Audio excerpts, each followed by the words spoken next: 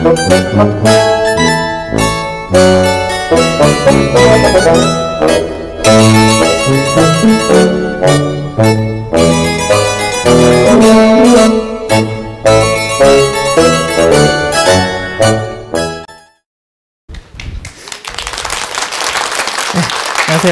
안녕하세요. 네, 일주일 전에 뵙고 일주일 만에 또 뵙는군요. 네, 반갑습니다. 네, 일주일 동안 잘 지내셨는지. 네.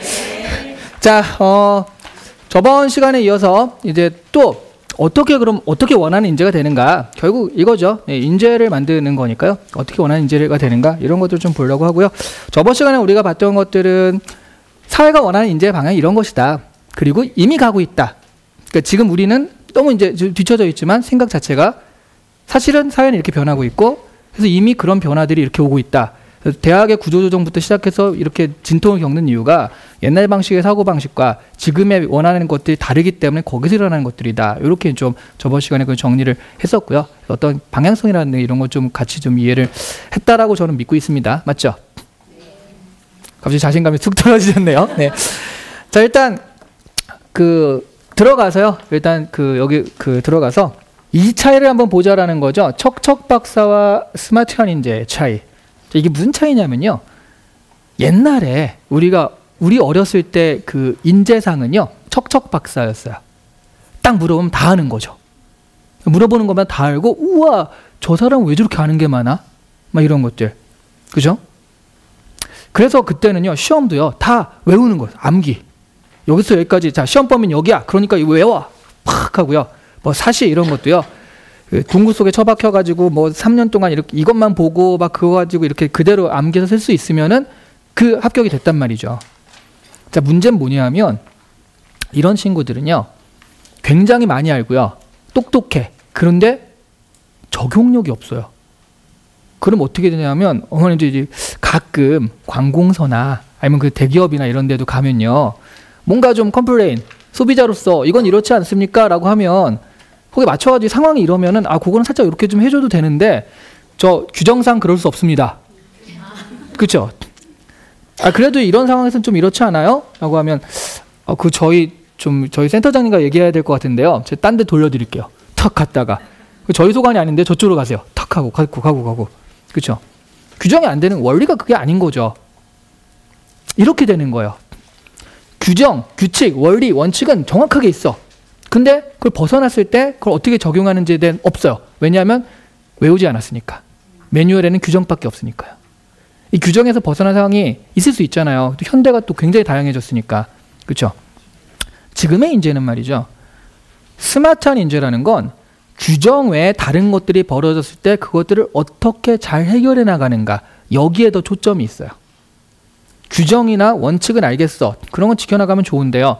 때로는 원칙을 지키는 것보다 조금 원칙을 어기는 건 아니에요. 살짝 이렇게 둘러서 하는 것이 훨씬 더 효과적이고 서로한테 좋을 때도 있잖아요.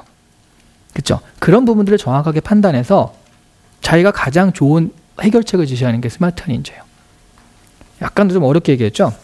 지식적인 인재와 지혜를 가진 인재는 다른 거예요. 근데 지금 이제 많은 사람들이 그건 아니야. 그러니까 암기하고 외우고 그런 인재는 아니라는 거 안 거죠, 이제. 그럼 이거를 잘 써야 될 거 아니에요. 그렇죠? 그게 이제 우리가 얘기하는 스마트한 인재라고 하는 거죠. 보면은 이 스마트폰 같은 경우도 결국 이 앱들을 되게 잘 써가지고 잘 응용하는 사람과 그냥 앱은 굉장히 많이 깔려 있지만 결국 전화와 문자, 가끔 알람, 주로 알람 이렇게 사용하는 경우 이렇게 있잖아요. 그렇죠? 이런 차이라고 보시면 되겠어요. 그럼 당연히 지금 척척 박사를 원하는 세대에서 스마트한 인재를 원하는 세대로 바뀌었다라는 거. 그렇죠? 자, 그럼 스마트한 인재의 특징이 뭐냐면, 그러니까 이건 많이 듣잖아요. 스마트한 인재. 그렇죠? 스마트한 인재가 한마디로 이런 특징이 딱 있어요. 뭘 것 같아요? 정말 이거는 그 미래 사회가 가장 원하는 능력을 단 하나로 말한다라고 한다면, 그리고 그게 지금 취업이라든가 아니면은 뭐 국가 공무원을 뽑는다든가 여러 가지에서 다 됐고요. 이거 하나만 있으면 얘는 확실하게 되는 그런 특성이 있어요. 그게 뭐냐면 60초에 발표하는 걸로 하면 안 되겠죠? 네, 그게 뭐냐면 추리예요. 추리력. 되게 의외죠. 여러분 추리하면 뭐가 떠오르나요? 그렇죠. 아무래도 얘네들 셜록 홈즈라든가 아니면 저쪽에 이제 코난 그다음에 소년탐정 김전일 이런 것들 그죠? 아무래도 이런 게 떠오르죠. 이런 게 부끄러운 게 아니라 당연한 거예요. 그러면 제가 한 가지 말씀을 드리면 제가 얘기한 미래사회가 원하는 이제 추리력과 그 다음에 지금 여기서 얘기하는 탐정의 추리 이게 같은 추리일까요? 같습니다. 깜짝 놀랐죠? 아니 그 미래사회에서 그렇게 살인사건이 많이 일어나나? 왜 이렇게 범죄가 많이 일어날까요? 예. 아니에요. 예. 그 추리가 이 친구들 하는 추리도요. 그 원론적인 정의를 보자면 이런 거죠. 그러니까 어렵게 생각할 필요가 없어요. 어머님들 친구들이랑 이제 그 되게 그 아이들 교육을 위해서 이제 얘기하다가 의기투합했어. 야 그럼 우리 같이 MT를 가자. 라고 해서 이제 어머님 친구들이랑 같이 MT를 갔어요. 차를 하나 대절해서 가는데 누가 히치하이킹을 해서 태워줬어. 재수없게 김전일이에요. 어머니들 MT는 이제 살인사건이 일어날 수밖에 없어요. 얘가 탔으니까. 딱 갔어. 그래서 여장을 풀고 딱 했는데 다음날 아침 밤에 좀 기분도 찌뿌둥하고 그랬는데 다음날 아침에 딱 깨보니까 좀 일찍 깼어요. 이상하네. 밤에 뭐 이상한 소리 들린 것 같고 해가지고 찌뿌둥해가지고 이제 1층 거실에 딱 나왔는데 딱 보니까 문이 열려 있더라고요. 아 이래서 추웠구나 하고 문을 딱 닫고 돌아서는데 앞에 시체가 딱 걸려 있는 거야. 피를 툭툭툭툭 흘리면서 그 위에 복수 이렇게 써 있고요. 뭐지? 깍 하니까 막 사람들이 모여들어서 근데 이상한 게 되게 많은 거예요. 왜 문이 열려 있었을까? 그 다음에 유리창이 깨져 있어요. 비도 안 왔는데 양탄자도 젖어 있고요. 시계가 4시에 딱 멈춰져 있어요. 이런 이상한 사건들을 보니까 이상한 정보들을 보니까 이거 뭐지? 근데 다른 건 안 보이고 4시에 멈춰져 있으니까 범행 시간이 4시인가 보다. 그래가지고 4시에 알리바이 없는 사람을 찾는 거야. 근데 새벽 4시에 알리바이 있는 게 더 이상하죠. 근데 이게 추리소설 만하다 보니까 다 이상하게 있어. 난 2-3명만 없어요. 그 중에 하나 되게 의심스러운 사람. 그 전날에도 막 이렇게 쳐다보다 보면 싹 들어가고 이런 사람이 있었어. 저 사람이 범인인가 보다 했는데 그 사람은 어떻게 될까요? 다음날 냉장고에서 발견이 돼요. 이 사람은. 이게 연쇄잖아, 연쇄. 자, 이런 게 이제 우리 흔히 얘기하는 추리 소설, 추리 만화의 어떤 패턴이고요. 거기서 탐정이 추리를 해서 찾잖아요. 그렇죠? 그 추리가 뭐냐는 거죠.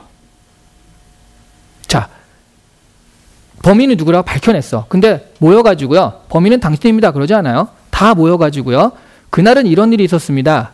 그래서 문이 열려 있었고요. 유리창도 깨져 있었고 양탄자도 젖어 있었고 이런 일 때문에 범행 시간은 5시인데도 불구하고 4시에 시계가 멈춰져 있었습니다. 이런 모든 정보들을 종합해 볼 때 범인은 너밖에 없어. 이러잖아요. 범인은 구궁 사실 20년 전 이러면서 옛날 얘기를 해주죠. 이게 추리예요. 탐정의 추리. 그렇죠? 자, 다시 이걸 일반화해 볼게요. 정보. 그러니까 멈춰진 시계, 깨어진 유리창. 이건 다 알고 있는 정보예요. 어머님도 알고 있고 그냥 지나가는 사람 다 알고 있어요. 정보가 있는데 이런 정보를 그냥 놔둔 사람이 있고요. 보통 일반 사람들 놔두고 탐정을 뭐라 하냐면 정보를 합쳐가지고 그러니까 이런 일이 있을 수밖에 없어 해서 새로운 정보를 만들어요. 이걸 우리가 추리 또는 추론이라고 하는 거예요. 정보와 정보, 알려진 정보 있죠? 알려진 정보와 정보를 합쳐서 새로운 정보를 만드는 이 과정, 이것들을 우리가 추리라고 하는데 바로 이 추리력이 갖춰져 있어야지 미래사회의 인재다. 문제 해결력의 핵심이다라고 얘기하는 거예요. 아직도 약간 이해가 안 가시죠? 가령 기업에서요. 신상품을 만들었어요. 그러면 이 상품이 잘 팔릴까요? 안 팔릴까요? 그쵸? 근데 회장님이 물어본 거예요. 그거 잘 팔리겠어? 근데 이거 팔아봐야죠. 제가 어떻게 합니까? 회장님한테 이럴 수는 없잖아요. 그쵸? 그러니까 뭘 하냐 하면 이 제품의 선호도 조사 자료, 그 다음에 이 제품을 처음 만들 때 그 소비자들의 어떤 반응, 그 다음에 이런 비슷한 제품은 어떻게 팔리고 있다의 자료들, 이런 자료를 가지고 와서 이런 자료들을 보니까 이런 식으로 마케팅하면 굉장히 잘 팔릴 것 같습니다 라고 얘기를 해야 되는 거죠. 그게 맞으면 맞을수록 나는 인정받는 거예요. 근데 이걸 보시면 이게 뭐랑 똑같아? 아까 그 추리랑 똑같은 거예요. 깨어진 시계, 아니었지? 멈춰진 시계, 깨어진 유리창, 이런 정보는 이미 다 알려져 있거든요. 이런 정보도 있어요. 그러니까 이 제품의 처음 반응과 그 다음에 비슷한 제품 어떻게 팔렸는지 정보는 다 있거든요. 얘와 얘를 합치니까. 그래서 아마 얘는 범인은 얘일 수밖에 없어 라는 정보가 나오듯이 여기도 잘 팔릴 수밖에 없어 라는 정보가 나오는 거죠.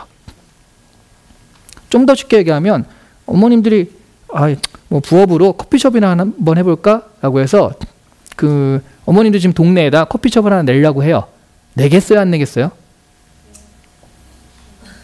어머니 내드리는 거 아니까 이렇게 심각하게 고민할 필요는 없어요.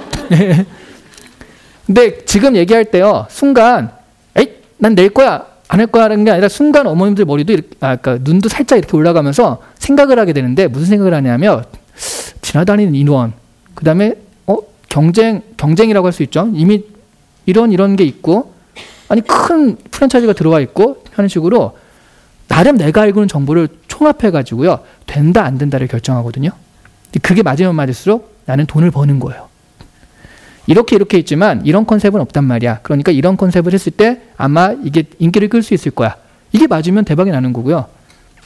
이게 틀리잖아? 그러면 이제 망하는 거죠. 그래서 기업이 원하는 능력이에요. 추리력. 어떤 문제점에 대해서 이 문제를 어떻게 해결해 갔으면 좋겠어 라고 했을 때 이런 걸 보니까 이런 식으로 해결하면 좋겠습니다 라고 했을 때 그게 정확하게 맞아떨어져서 문제를 해결할 수 있으면 그게 문제 해결력이라고 하는 거예요. 그러니까 우리가 문제 해결력 하지만 결국 이런 것들이거든요. 예. 그래서 제가 얘기하는 게 추리력. 그래서 추리력이 있는지 없는지를 판단하는 그런 시험들이 굉장히 많은 거예요. 자, 이 추리력을 갖추게 되면 바로 그 다음에 하는 게 바로 그 추리를 남들한테 설득력있게 전달하는 것까지 같이 가지고 있으면 뭐 인재의 완벽한 조건이죠. 그래서 이 장면들을 보시면 알겠지만 요즘 드라마에서 성공하는 사람들을 보면 성공하는 어떤 직장인 특히 그런 걸 보면 가장 성공하는 모습이 뭐냐면 PT. 그렇죠. 드라마 시작하면 여주인공이 꼭 사랑에 빠지는 그 본부장님 있잖아요. 본부장님이 잘 나간다는 걸 보여주기 위해서 뭘 하냐 하면 PT를 탁 하면 그러면 회장님들이 확 박수치면서 최고 막 이런 거 하잖아요. 여기도 마찬가지. PT 하는 장면. 그 미생의 장그래가 처음에 인정받았던 그런 것도 PT를 통해서 저 친구 뭐가 있네? 라는 식의. 그게 뭐냐 하면 PT를 보통 뭐를 한다고 생각하세요? 어떤 걸 PT를 한다고 생각하세요? 다 아는 거? 아니에요. 본부장님들은 주로 그 본부장이 그 어떤 사업부의 본부장이에요? 신사업본부장이거든요. 주로. 그러니까 도표 이런 걸 보라. 그러니까 이렇게 하면은 대박 칠 것이다 라고 제안을 하는 거예요. 주로. 근데 우와 괜찮겠다. 저거 하면 우리 회사 대박 나겠다. 이런 식이 PT라는 거죠. 그러니까 정보와 정보는 이미 알려진 정보를 발표하는 건 이건 아무것도 아닌 거죠. 굳이 그럴 필요도 없어요. 인터넷 찾으면 다 나오거든요. 근데 이거는 이렇고 이러니까 그래서 아마 이런 것이 필요하지 않을까요? 그래서 이래야 되지 않을까요? 그걸 우리가 다른 말로 통찰력이라고 합니다. 미생의 장그래는 학벌도 안 좋고 낙하산이었지만 원작에서도 그렇고요. 드라마에서도 이 장그래한테 부여한 가장 중요한 특성이 통찰력이에요. 이 친구는 바둑을 오래 둬가지고 거기에 대한 사람에 대한 행동에 대한 통찰력이 있다. 그걸 가지고서 이 미생에서 막 성공하는 모습이 그려지거든요. 그렇죠? 지금 얘기하는 두 가지. 추리력과 그것들을 설득력 있게 표현하는 전달력. 이런 것들, 설득력. 이런 것들을 가지고 우리가 미래사회 인재다라고 얘기를 하고 있어요. 그래서 제가 아까 이게 접니다. 네, 또 9만 명 응시한 사트 채용제도 개편 전 대박인 세일 해가지고 제가 이게 되게 웃긴 게요. 지금 어머니도 잘 안 보이실 수 있겠지만 사트 시험을요 12월 아니지 12월에 하면 안 되죠. 예, 정확히 안 보여서 4월 11일에 봤거든요. 4월 12일에 봤는데 시험이 끝난 게 한 12시 1시 정도 돼요. 이 기사가 올라간 게 2시 3시 그 정도 돼요. 무슨 얘기냐면 우리 수능 끝나면 수능 어땠다는 거 막 뜨잖아요. 사트가 이래요 요즘. 제가 나오자마자 애들한테 얘기 듣고 그 경향이 이랬구나 해가지고 탁탁탁 해가지고 언론사 보내서 언론사에서 딱 띄운 거예요. 이래요 요즘에. 왜냐하면 한 상반기 하나에 9만 명, 10만 명 정도 응시하는데 상반기 하반기 하면 20만 명 응시하거든요. 수능 얼마 응시하는데요? 60에서 65만 명. 근데 얘는 20만 명 응시해요. 1년에. 그러니까 뭐냐면 지금 수능 보는 애들의 3분의 1이 다시 본다는 얘기야 이거. 그만큼 이제 굉장히 관심 있고 사회에서 딱 이렇게 하는 시험인데 바로 이런 사트 시험이라든가 이런 시험들은 AT 테스트라고 해서 애프티튜드 테스트야. 적성검사, 적격성검사라고 하거든요.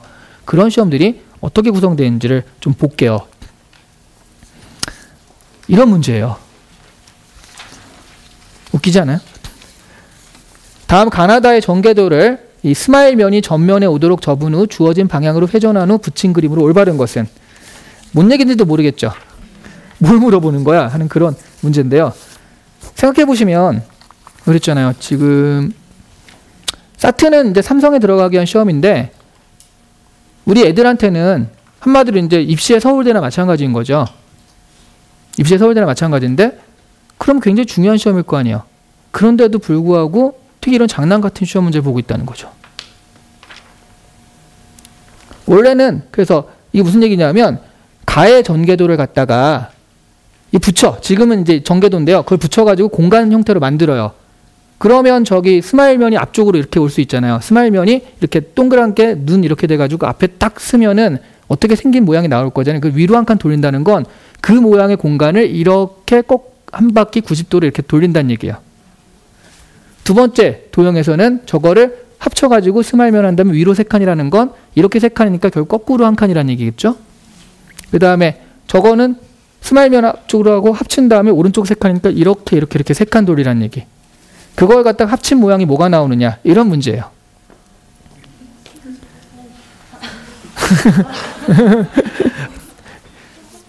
근데 이 수능, 수학 뭐 영어 이런 거랑 완전 다르잖아요. 그죠? 예. 이거 풀 수 있을까요? 게다가 이게 중요한 건요. 이걸 할 때요. 펜을 못 써요. 쓸 수도 없고 그 다음에 1분에 한 문제를 풀어야 돼요. 이런 게 AT 테스트. 여러 가지 유형이 있지만 그 중에 하나입니다. 근데 이 문제를 풀 때는요. 한 가지 알려드리자면 결국 저기 가번 도형이 위로 이렇게 스마일 모양이 이렇게 가운데로 오잖아. 근데 이게 위로 한 칸 돼 있잖아요. 그럼 윗칸에는 스마일이 돼야 될 거잖아요. 그렇죠? 근데 1번 보면은 가번 도형 제일 윗칸에는 하트고요. 2번은 스마일 맞고 3번은 가번 도형 스마일 아니죠. 4번은 스마일 맞죠. 그 다음에 5번은 스마일 아니죠. 2번과 4번 중에 하나예요. 스마일 모형이 이렇게 되어 있는 게 해서 윗칸으로 하향해져 있는 게 벌써부터 이제 놓치신 분이 있다. 벌써. 네. 그런데 생각해 보시면 스마일 모형이 위로 한 칸이니까 이렇게 90도로 뒤집어졌으니까 웃는 모양이 이렇게 돼가지고 위로 향할 거잖아요. 그럼 2번은 그런 모양이 아니죠. 옆으로 돼 있죠. 4번만 이렇게 위로 향해 있죠. 정답은 4번. 끝. 네. 그러니까 이 문제를 고지고대로 이렇게 저렇게 하면은 그런 사람도 있을 수 있겠지만 1분 안에 한 문제를 푸는 건 불가능하죠. 근데 여기서 잠깐만 숨겨진 원리를 보니까 이런 식으로 접근하면 좀 편할 것 같아. 이런 식으로 하면 만들 것 같아. 라고 해서 원리를 찾았어. 그랬더니 하나만 체크해 보면 되겠구나. 그죠? 그래서 딱 하면 이건 30초 안에도 끝날 수 있어요. 자, 지금 한 번 더 볼게요. 더 있을 거야. 가족과 같은 한 작은 출판사가 런던에 있다. 여기에는 미스터 보스톡, 미스터 우드, 미스터 케니, 그 다음에 미세스 크라우트, 미스 알렉스, 미스 어윈이라고 있다. 이들이 맡고 있는 직책명 꼭 앞에 이름 순서는 아닐지라도 사장, 부사장, 재무 편집팀장, 북 디자이너, 유통 담당자다. 다음의 내용에 따를 때 크라우트와 케니의 직책 순서다. 이런 것은. 내용이 뭐냐면 부사장은 사장의 손자다. 재무는 편집 책임의 사위다. 보스톡은 총각이다. 우드는 22살이다. 알렉스는 북 디자이너 이복자매다. 케니는 사장의 친구다. 20세 이전에 결혼한 사람은 없다. 어쩌라고요? 여기서 크라우트와 케니의 직책을 순서대로 나열하래요. 알고 싶지 않죠? 네. 근데 이제 우리 아이들은 이런 문제 풀고 바로 우리가 그 좀 원하는 그런 곳, 그러니까 워너비 기업에 들어가야 되는데요. 어머님들이 이름 들어본 기업치고요. 이런 시험 안 보는 데는 없어요. 대기업은 물론이고 중견기업, 중기업까지도 이게 인적성 검사를 하는데 AT 테스트, 적성 검사는 다 봐요. 1차 서류, 2차 적성, 3차 면접 이렇게. 게다가 요즘에 스펙추얼이라고 해서 서류에서 막 이렇게 야 학교 됐어 다 와. 영어 됐어 다 와. 해가지고 굉장히 많이 뽑아주거든요. 1차에서. 여기서 다 떨어뜨려요. 왜냐하면 객관식이잖아요. 애들이 주관식에서 떨어뜨리면 불만이 많아. 오이씨 난 열심히 썼는데 왜 나가 떨어져. 근데 객관식에서 떨어뜨리잖아요. 분명히 내가 이 문제 못 풀었거든요. 그러니까 에이씨 하면서 여기만 그나마 좀 적고요. 또 사실 우리 공채제도는 한 번에 너무 많은 사람들이 오니까 몇만 명이 몰리잖아요. 이런 것들을 한 번에 떨어뜨리려면 객관식에서 뭔가 떨어뜨리는 필터링이 있어야 돼요. 그렇지 않으면 굉장히 힘들거든요. 여기서. 문제는 이거죠. 그래서 그 수학 잘하던 친구가 이걸 잘 풀 것인가. 국어를 딸딸딸 암기해가지고 시의 이 구절은 이런 얘기야 라고 암기했던 친구가 과연 이걸 풀 것인가. 이미 사회에서 원하는 인재를 뽑을 때 문제의 형식은 이렇게 바뀌어 있어요. AT 테스트로. 머리 굴리는 검사죠. 그러니까 뭐 다 풀어드릴 수는 없지만 예를 하나 들어드리자면 부사장은 사장의 손자다라고 했잖아요. 그러니까 사장은요. 손자를 가질 정도의 인물이에요. 그러니까 나이가 있다는 거죠. 그러니까 지금 미스터 보스톡, 미스터 우드, 미스터 케니, 미세스 크라우트, 미스 알렉스, 미스 어윈인데 그래서 미스 알렉사, 미스 어윈은 안 돼요. 결혼도 안 했잖아. 미스니까 결혼도 안 했는데 손자를 가질 수는 없잖아요. 그렇죠? 그 다음에 보스톡은 총각이라고 그랬어요. 그러니까 보스톡도 사장은 안 돼요. 손자까지 가져야 되는데. 우드는 22살이에요. 22살이지만 또 이럴 수 있잖아. 22살이니까 아이를 그 손자까지는 없어 라고 하는데 쌤 제가 아프리카 다큐멘터리를 봤는데 9살에 애를 가진 애가 있더라고요. 걔가 또 가족 스캔들로 9살에 또 애를 가지면 뭐 19살에도 할아버지 될 수 있는 거 아닙니까? 라는 사람이 있기 때문에 뭐가 있냐면 20세 이전에 결혼한 사람은 없다. 자, 그러니까 어떻게 되냐면 우드도 사장은 아닌 거죠. 근데 비읍 보면 케니는 사장의 친구예요. 케니는 사장이 아닌 거예요. 사장은 미세스 크라우트. 이런 식이에요. 그치, 이게 지금 어머님들이 뭐 배운 것도 아니고요. 되게 상식적이잖아요. 이걸 보면 아 이렇게 하면 되겠구나. 되게 상식적이잖아요. 이렇게 시험이 나와요. 그러니까 지금 아이들이 대학 들어갈 때 배우는 것과 대학 때 필요한 것과 실제로 사회에서 엘리트가 되는데 필요한 게 좀 달라. 그러니까 애들이 중간에서 확 떠버리는 거예요, 지금. 근데 제가 일부에서 말씀드렸지만 대학에서도 그래가지고 이렇게 바뀌고 있다라고 말씀을 드렸죠. 이런 테스트를 직접 보진 않는데 어떤 식으로 하냐면 BGM까지 올려주시고 대학에서는 이걸 보통 어떤 식으로 테스트를 하냐면 이제 그 어머님들이 좀 이건 뭐지? 라는 어려운 그 면접 문제들 있죠. 이런 면접 문제들. 어떤 마을에 냉장고가 있는 집이 있고 없는 집이 있습니다. 냉장고가 있는 집을 쉽게 찾으려면 어떻게 해야 합니까? 안 들리는 사람을 위한 자명종 시계를 구상해 보세요. 앞을 못 보는 사람에게 파란색을 설명해 보세요. 문제들이 되게 이상하죠. 근데 지금 요즘 그 대학에서 면접에서 나오는 유형의 문제들입니다. 이런 것이. 그렇죠? 이거 다음에 이제 저번 일부에서 잠깐 소개했던 옥스퍼드 문제가 나오는데 그거 중간 형태라고 보시면 돼요. 그러니까 뭐 안 들리는 사람을 위한 자명종 시계를 구상해 보세요는 그럴 수가 없잖아요. 안 들리는데 어떻게 자명종 시계를 울려. 그렇죠? 그러니까 이거는 전제 파괴가 일어나야 돼요. 자명종 시계는 때리릉 시끄러운 것이다라고 우리가 가정을 하고 딱 그걸 틀 안에 있으면 그건 할 수가 없어요. 그러니까 여기다가 이게 줄 같은 걸 차고요. 그러니까 시간이 되면은 뭐 진동이 온다든가 아니면 전기를 띡 해가지고 깜짝 놀라서 일어나게 하는 그런 방법. 자명종이니까 무조건 울려야 된다는 생각을 벗어버리면 방법들이 있거든요. 앞을 못 보는 사람이 파란색을 설명해라. 뭐 갑자기 얼음을 딱 대. 얼음을 대면 차가워 그러면은 그게 파란색입니다. 이렇게 얘기할 수도 있겠죠. 어차피 시각은 안 되니까 이게 뭐 바다를 생각해 보세요. 앞을 못 보면 바다도 몰라. 못 봤어요. 그러니까 이렇게 바꿔버리는 방법. 냉장고 이거 진짜 어렵지 않아요? 냉장고에 있는 집을 쉽게 발견하는 방법. 그래서 우리 학생들한테 하면요, 제가 제 가르치는 대학생들이 있어서 이런 거 가끔 물어보면 애들이 뭐 집에 얼음을 갖고 오라고 해본다. 얼음을 갖고 오면 냉장고 있고 없으면 없는 것이다. 아니 그렇게 얼음 갖고 오라고 해서 순순히 갖고 올 정도면 그냥 물어보면 되죠. 뭐. 그런 거가 잘 따르는데 냉장고 있으면 물어보면 되지. 그렇죠? 그래서 사실 요즘엔 냉장고가 다 있으니까 이건 정답은 아니에요. 이런 식의 방법이 있다는 거예요. 냉장고 다 있으니까 없는 걸 빠르는 게 더 낫다. 없는 걸 찾는 게 훨씬 더 빠르다. 자, 그래서 냉장고가 없는 사람은 신고하시면 새로운 냉장고를 드립니다. 이렇게 아예 공표를 해버리는 거야. 그럼 공짜니까 많이 오잖아요. 냉장고 없는 집은 오겠죠. 그러면 이 집을 제외하고 나머지 냉장고 있다라고 하는 게 좀 낫지 않을까. 좀 이렇게 참여도 있고 그러지 않을까. 하나의 샘플이죠. 예. 이런 식의 방법들을 가지고 얘기할 수 있느냐 없느냐인데 학교에서는 이걸 가르치지 않는다는 거예요. 안타깝게도 선생님들은 오히려 굉장히 틀에 박힌 사고를 하시는 분도 있기 때문에 이런 식의 답변에 대해서 창의적으로 딱 깨고 나가는 것에 대해서 그래야 된다는 건 알지만 어떻게 해라라고 딱 하기가 힘들 경우도 많다라는 거죠. 근데 지금 이렇게 물어보고 있어요. 한 단계 더 나가면 자, 이게 이제 옥스퍼드 캠브리지에서 그 미국, 영국의 명문대죠. 거기서 물어보는 면접 질문이에요. 얘네들은 다른 거 다, 그러니까 자격고사만 통과하면요, 이 면접만 가지고 딱 얘를 뽑아요. 어떻게 해야 성공적으로 혁명을 일으킬 수 있을까요? 또 로미오는 충동적인가요? 제가 일부에서 잠깐 소개해드렸던 이것은 질문입니까? 뭔 소리예요?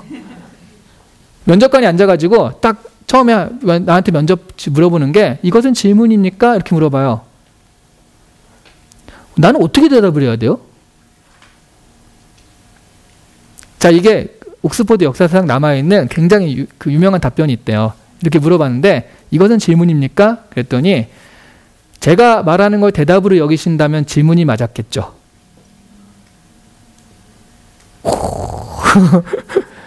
그러니까 사실 이거는 로미오는 충동적인가? 아니요, 저는 충동적이지 않다고 생각합니다. 오, 정답, 합격 이런 게 아니에요. 그 왜? 이래서요. 이래서 아니야? 그건 이래서 아닌데요. 왔다 갔다 하는 과정의 첫 번째 엔트리 질문일 뿐이에요. 어떻게 해야 성공적 혁명을 일으킬 수 있겠습니까? 라는 질문에 대해서 리더가 중요합니다. 리더 한 명을 잘 키우는 게 중요하죠. 라고 했을 때 그럼 리더는 어떤 사람이지? 라는 식으로 이렇게 갈 수도 있고요. 어차피 혁명이라는 건 성공한다는 전제에서 혁명이라는 말을 붙는 거지 성공하지 못했으면 혁명이라고 하지 않는다. 반란이다. 역적일 뿐이다. 혁명이라는 말 자체가 이미 성공한 것이기 때문에 성공적인 혁명이라는 말은 있을 수가 없다. 혁명이면 이미 그건 성공이다. 라는 식으로 또 아예 전제를 완전히 파괴해버리는 질문이 나올 수도 있죠. 자, 이런 식의. 그러니까 아까 정말 그 우리 AT 테스트와 그 다음에 지금 이 질문과 그 다음에 중간에 지금 대학에서 나온 질문들이 딱 그 단계 같지 않아요? 이건 굉장히 자유롭거든요, 얘기가. 근데 냉장고를 찾는 거는 그렇게 자유롭진 않아. 어느 정도 그 틀이 있고요. 근데 지금 우리나라가 이렇게 가고 있다는 얘기예요. 자, 그럼 이런 질문을 할 때 우리가 필요한 건 뭐냐면 바로 얘기했던 이런 정보를 보니까 이렇게 하는 것이 좋겠다라는 추리력이라는 거죠. 그 추리력을요. 자, 약간 그 중간 결론을 가보면 사회에선 추리력을 갖춘 인재를 원한다라는 거고요. 그걸 우리가 다른 말로 문제해결력이라는 말로 쓰고요.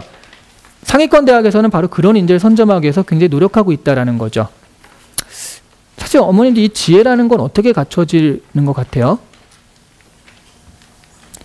이 지혜라는 거는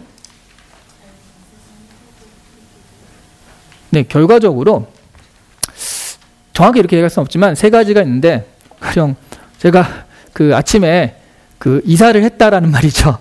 이사를 하는데 그 이사를 하는데 이제 집에 이제 빚이 있으면 그걸 갚고 가야 되잖아요. 그래야지 이제 그 집을 팔고 또 갈 수 있으니까. 그러면 그렇게 하기 전에 은행 가가지고 빚을 갚은 다음에 딱 확인해야 되는 게 있죠. 아, 대출을 했으니까 근저당 설정을 풀어야 돼요. 그렇죠. 그 확인서를 받아야 돼요. 자, 일단 이 근저당 설정을 풀어가지고 이것들을 한다라는 걸 이미 아신 분은요, 경험으로 아시는 거예요. 내가 집을 팔고 샀고 했었는데 대출이 껴있었을 때 그런 식으로 했는데 이게 꼭 필요하더라.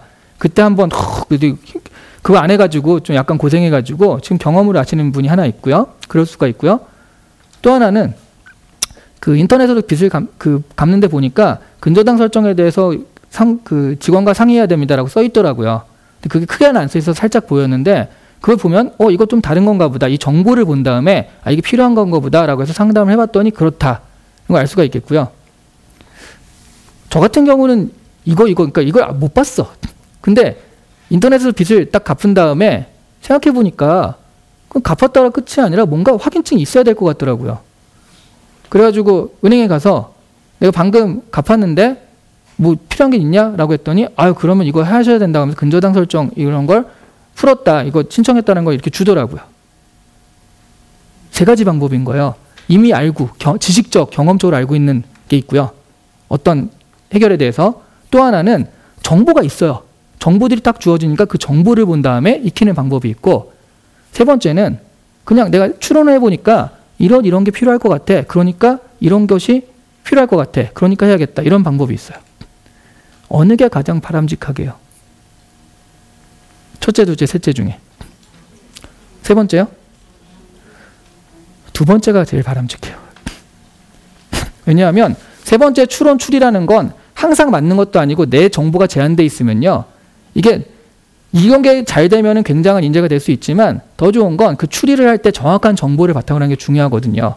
그러니까 정보, 여기서 근저당 설정에 대해서 뭐가 정보가 나왔다. 그러면 이게 필요한가 보다. 그래서 그 다음 단계를 진행하면 되는 거거든요. 제일 안 좋은 게 첫 번째예요. 경험과 지식에 의해서. 내가 이미 알고 있던 거. 왠지 아세요? 지식이 바뀌거든요. 농담이 아니에요. 어머님들 우리 휴대폰 배터리 있죠? 그거 자주 충전하는 게 좋을까? 그러니까 끝까지 한 다음에 충전하는 게 좋을까요? 아니면 중간중간에 계속 충전하는 게 좋을까요?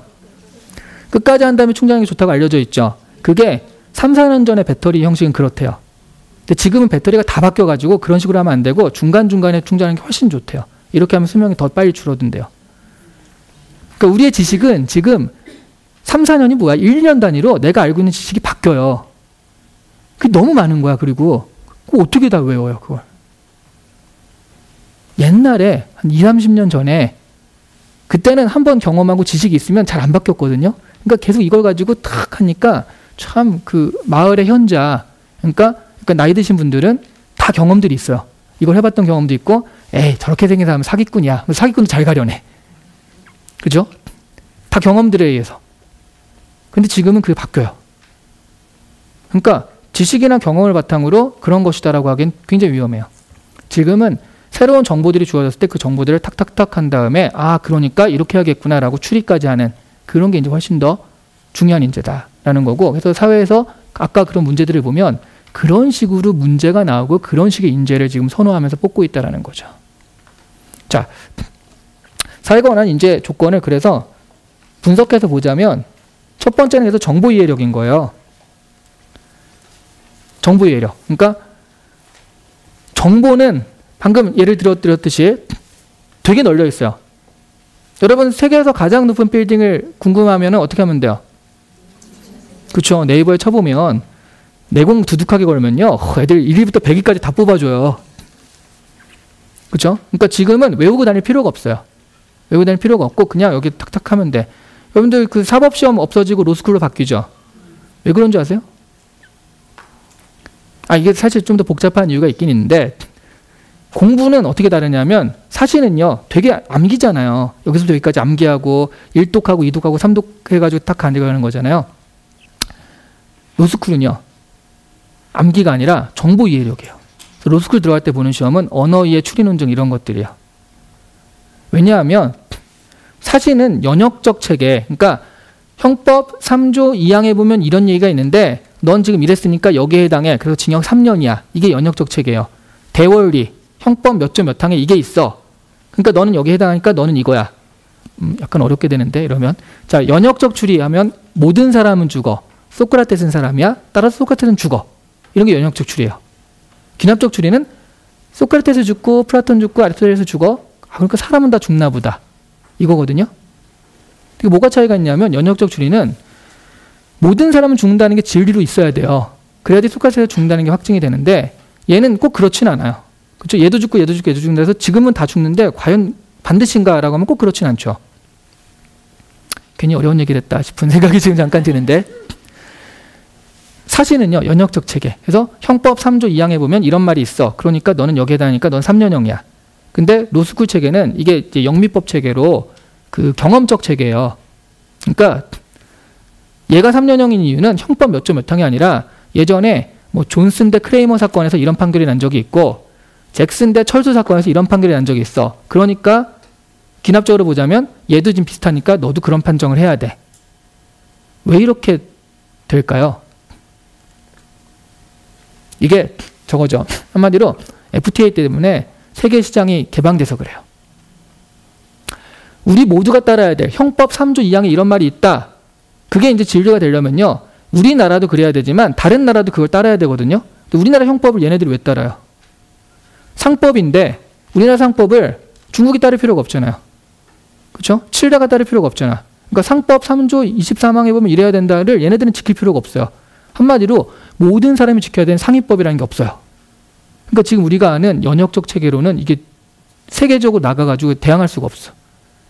대신 여기 뭐가 있냐면 예전에 아르헨티나랑 칠레랑 이런 다툼이 있었는데 거기서 이렇기 때문에 아르헨티나 이겼거든. 근데 지금 중국과 한국도 그런 상황이니까 한국이 좀 더 유리한 게 맞아. 라는 식의 비슷한 예를 찾아가지고 이렇게 하는 이게 이제 그 로스쿨 체계, 영미법 체계거든요. 그래서 바뀌는 거예요. 자, 그러면 여기서 중요한 건 뭐냐면 형법 몇 조 몇 항 다 외우는 게 아니에요. 그러니까 내가 이런 비슷한 사건이야 그러면 사건 자료가 너무 많으니까 이 자료를 빨리 검색해가지고 필요한 정보를 딱 본 다음에 탁탁탁탁 빨리 본 다음에 얘가 제일 비슷한 정보, 제일 비슷한 정보를 빨리 찾아내는 능력이죠. 자, 그래서 지식을 외우는 것이 아니라 지식을 정보를 빨리 검색한 다음에 그것들을 이해하는 능력, 이게 첫 번째예요. 그래서 정보 이해력이라는 말 쓰는 거예요. 근데 이게 그 로스쿨 얘기니까 남의 얘기 같잖아. 근데 국어도 그래요. 우리 아이들이 배우는 국어도요. 사실 문학이라는 건 그냥 우리나라 문학이니까 배우는 거지 지금 수능 보자면 이미 반은 비문학이거든요. 비문학이 뭐냐면 정보를 주는 거예요. 디스플레이 종류는 이 세 가지가 있다. 정보를 준 다음에 네가 디스플레이를 알아와가 아니라 내가 준 정보에서 자 그럼 내가 얘기한 정보 가장 중요한 얘기가 이게 맞니? 주제 문제. 내가 중요한 정보를 줬는데 구체적으로 알아들었어? 일치 문제. 이 정보를 조금 더 확장하면 뭐가 될까? 추론 문제. 내가 얘기한 게 진짜일까? 비판 문제. 이미 우리 아이들은 비문학 이런 걸 통해서 정보 이해력을 배우고 있고 테스트 당하고 있어요. 사실 국어라는 말은 안 어울리고요. 사실은 정보 이해력이란 말이 더 어울리는 거죠, 지금은.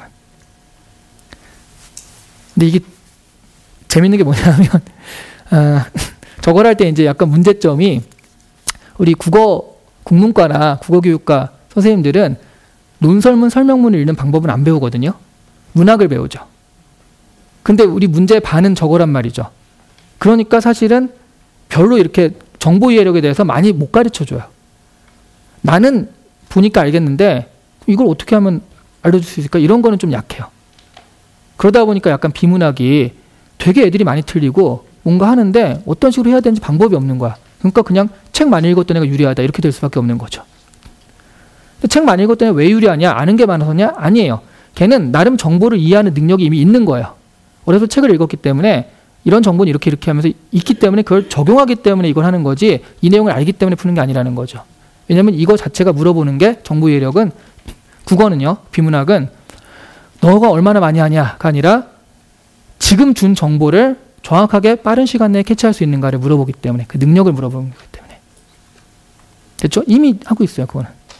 자, 그래서 어머니는 무조건 독서가 아니라 정보 이해력을 키우기 위한 독서다. 이렇게 생각을 하셔야 되는 거고요. 두 번째는 자 그럼 정보를 이해했어요. 그 다음에 뭘 해야 되냐면 분석력이 있어야 돼요. 그 정보가 무슨 의미인지를 파악을 해야 되는 거죠. 분석이라는 거 이게 잘게 나눠보는 건데 가령 이제 비판적 사고력이란 말 들어보셨죠? 그것도 일종의 분석력이에요. 이게 과연 진짜인가를 보는 건데요.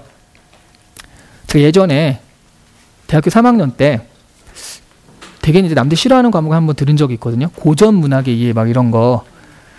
그게 10명이 안 돼요. 그러니까 교수님이 다 아는 거야. 사람 얼굴부터 다 아는 거예요. 어느 날 딱 갔는데 한 명이 좀 늦게 왔어요. 늦게 와가지고 뒤에서 문을 살짝 삐걱 열면서 쓱 들어오더라고요. 그래서 교수님하고 눈이 마주치니까 죄송합니다. 살짝 조용히 죄송합니다. 그러면서 싹 앉으려고 하는데 교수님이 갑자기 자네는 뭐가 죄송한가? 시비를 확 거는 거잖아. 그래서 죄송합니다. 그랬더니 교수님이 진짜로 아니 그러지 말고 진짜로 뭐가 나한테 죄송한지에 대해서 3가지만 한번 얘기해 보게. 이건 뭐지? 되게 진지하더라고요.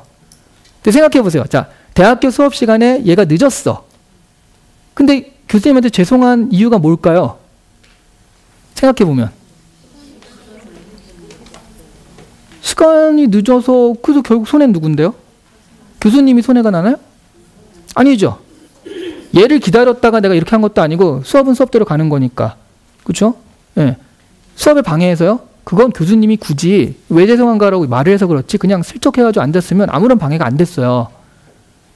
그러니까 우리도 앉아서 생각을 해보니까 수업 시간에 늦어서 교수님한테 죄송한 게 별로 없더라고요.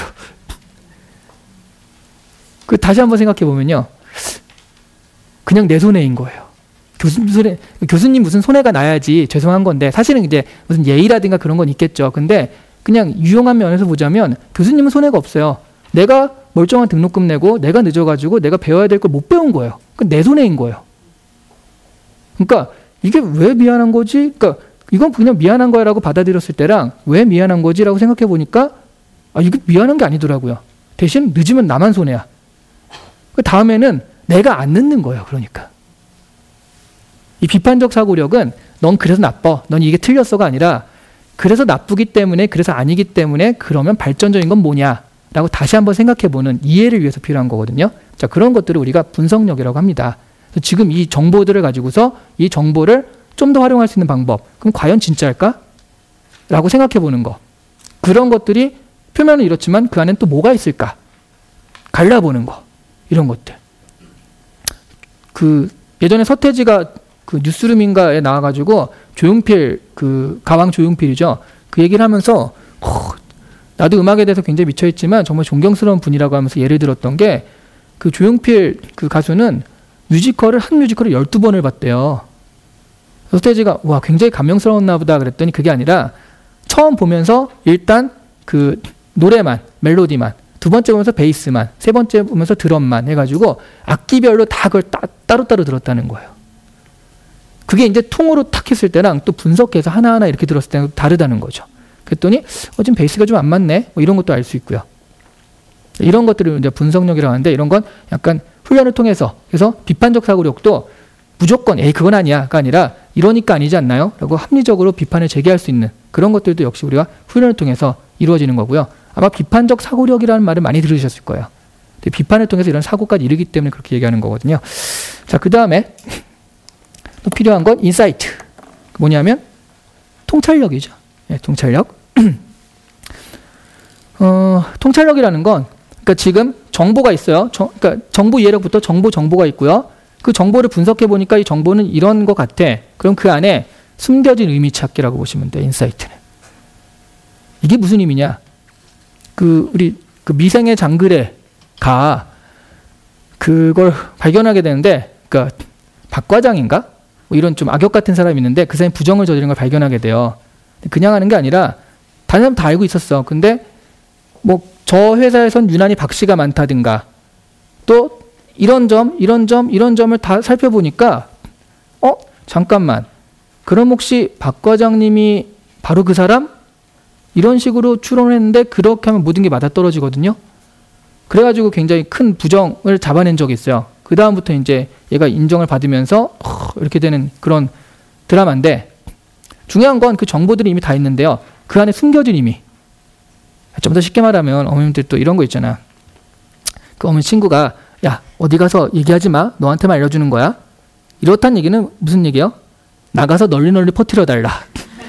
이런 얘기죠. 너한테만 알려주는 거야. 이 얘기는 이미 다 알고 있다는 얘기예요. 다 알고 있어.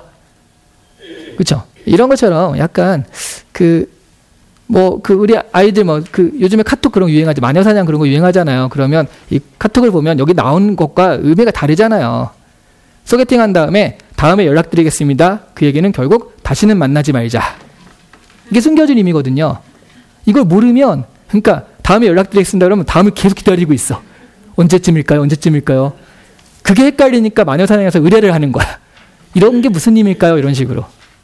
그죠? 근데 많은 사람들이 경험을 통해 가지고 그건 이런 의미다라고 딱 얘기해주고 있는 게 마녀사냥인 건데 그게 인사이트예요. 당연히 인사이트가 있으면 경쟁력이 있겠죠.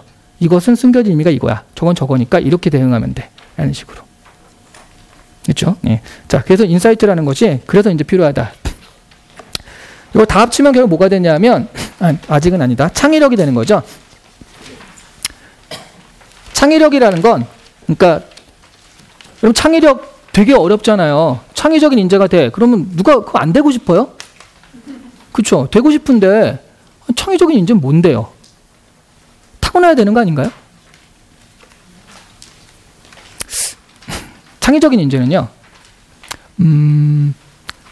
그 아까 보니까 뇌색시대 그거 얘기 많이 좋아하시더라고요.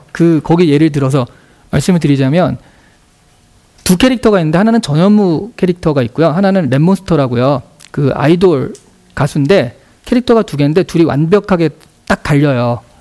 그러니까 랩몬스터는 타고난 천재예요. 그러니까 이게 있으면 항상 우리는 이렇게 생각하잖아요. 걔는 이렇게 생각하지 않고 이렇게부터 생각해요. 다르게 생각을 해. 그러니까 그게 굉장히 맞을 때도 있고요. 우와 할 때도 있고요. 뭐야 이럴 때도 있어요. 뭐 아니면 돈 거죠. 우리 천재들이 그렇잖아요. 고흐 막 천재라고 하지만 삶은 되게 불행하잖아요. 그러니까 약간 정상적인 것과 그 다음에 이런 것이 있는데 이런 거 잘 모르고 그냥 자기 생각인 거야. 근데 이게 굉장히 독특한 이게 타고난 천재예요. 얘는 타고나야 돼요. 전현무는 만들어지는 인재예요. 천재는 아니야. 인재죠. 그러니까 뭐냐면 어떤 게 있으면 거기에 대한 그 보통의 대답을 알아요. 이 친구가 또 뭐 고시삼관왕했다라고 해서 고시 그런 요령 할 때 많이 얘기하는 게 뭐냐면 튀어야 된다. 똑같아서는 안 된다. 그래서 어떤 아까 우리 로미오는 충동적인가 그러면 다 충동적이라고 할 때 일단 아니다부터 결론부터 짓는 거야. 아니다. 일단 튀는 대답이잖아요. 그 다음에 이유를 만들어요. 그게 워낙 머리가 비상하게 돌아가서 탁탁탁탁 만들어가지고 이유를 하니까 마치 얘 생각 같은데 실제로는 결과부터 그 다음에 이유를 거꾸로 찾아가는 형식이거든요. 그게 우리가 흔히 얘기하는 비판적 사고력이라고 할 수도 있는 거거든요. 자, 이렇게 되면 남들과 다른 생각을 하는데 이거는 사실은 얘가 보통 생각을 알아. 그러니까 얘가 원래 그 생각을 먼저 한 거죠. 이렇게 하면 안 된다 하기 때문에 억지로 다른 생각을 끼워 맞추기 시작을 하는 거예요. 그러면 다르게 접근하면 이거가 있지 않을까? 합리적인 이유 찾자면 이래. 이렇게 만들어버리는 거죠. 그게 만들어지는 창의력이에요. 그럼 우리가 전현무와 랩몬스터 중에 누가 더 지금 인기가 있고 누가 더 잘 나가느냐라고 한다면 이게 아이돌이라서 함부로 얘기하면 안 되죠. 네. 자, 그런 거. 그러니까 천재는 타고나는 거야. 그러니까 우리 아이는 아니야. 또 나는 아니야. 이렇게 생각하실 필요는 없다는 거죠. 그러니까 그런 천재는요. 어차피 뭐 아니면 도기 때문에 많지도 않아요. 그 10,000명 중에 10만 명 중에 1명인 거고 우리가 추구하는 건 인재거든요. 100명 중에 1명, 1000명 중에 1명. 사람들을 리드하는 그런 인재라고 하면 그런 건 이렇게 철저하게 만들 수도 있다. 그죠? 이렇게 하지만 또 이렇게 거꾸로 생각해보고 저렇게 거꾸로 생각해보고 그런 연습을 자꾸 하시면 돼요. 오히려 평범한 생각을 하는 사람이 유리할 수도 있어요. 다 이렇게 생각하겠지를 아는 거야. 보통 이렇게 생각하겠지? 그러니까 다르게 접근해보자. 이렇게 한 다음에 거꾸로 이유를 찾아가는 연습. 그런 거라는 거죠. 자, 그래서 얘네들을 결국 다 합치면 이런 얘기를 우리가 문제 해결력이라고 합니다. 어머님들이 많이 들으셨겠지만 앞으로 미래의 인재는 문제 해결력이 강한 인재라고 하는데 왜냐하면 아무 문제가 없을 때는 별 상관이 없는데 어떤 문제가 주어졌을 때 그런 것들을 어떻게 해결하느냐. 이 문제라는 건 원리나 규칙 안에서 좀 벗어난 거예요. 원리나 규칙을 따르면 그냥 가면 좋잖아. 근데 갑자기 팍 터졌을 때 원리나 규칙만 암기하고 지식적인 인재들은 이 문제 해결력이 없어요. 안 써 있으니까. 안 써 있지만 이런 걸 보니까 이렇게 하는 것이 좋겠다라고 새롭게 하는 거. 그게 아까 얘기했던 정보 이해력, 분석력, 추리력, 창의력까지. 대안을 제시할 때 창의력. 이런 것들을 다 합해가지고 하나의 그 문제에 도달을 하는 거거든요. 자, 그래서 우리가 계속 문제 해결력 있는 인재, 문제 해결력 하는데 그게 이 사회가 너무 문제투성이니까 문제를 해결하라는 게 아니라 지금 얘기하는 모든 요소가 이 안에 들어가 있기 때문에 얘기하는 거고요. 아까도 얘기했지만 타고나는 창의적인 천재는 우리가 보통 인재라고 하지 않아요. 그 혼자서, 왜냐하면 생각이 너무 다르기 때문에 그냥 혼자서 이렇게 하다가 그게 완전히 틀을 깨는 새로운 것들을 발견했을 때 우와, 세계를 끌어간 천재는 될 수 있지만 사실은 그런 사람을 우리가 인재라고 하진 않거든요. 우리가 원하는 건 우리 아이는 인재를 만든다라고 한다면 얘네들은 얼마든지 교육과 훈련으로 가능하다. 아까 전현무처럼 먼저 그 다음에 이렇게 생각해보고 자꾸 붙이는 연습. 이런 것들 통해서 충분히 가능하다는 거죠. 자, 그래서 빨리 말씀드리자면 그런 것들을 위해서 정보 이해력을 위한 독서라든가 그런 것들 그냥 독서를 그냥 하는 게 아니라 정보 이해력을 위해 하는 거고요.